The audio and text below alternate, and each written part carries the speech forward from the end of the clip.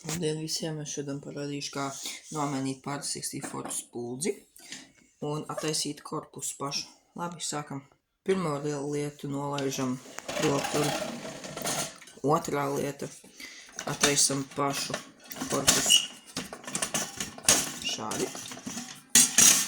Un tad nekur. Tas pats, kas bija uz Par 56. Nekur šitais te. Tad mēs vienkārši paņemam, tūlītām parādīšu, kā izskatās atrauc. Un šādi izskatās atrauc. Nav kā Par 56, nav vispār, jo tad ir viens metāla huiņa. Un rekur, tad mums te ir spuldze. Kā nomainīt spuldzi?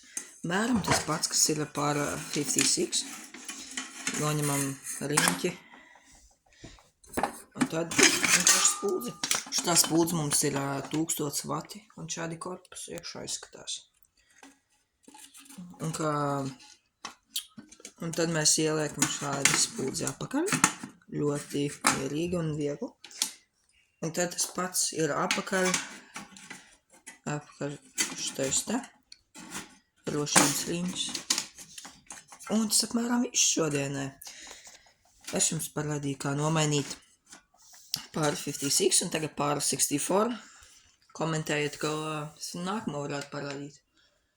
Jo aiznākam nedēļ man būs jauns video.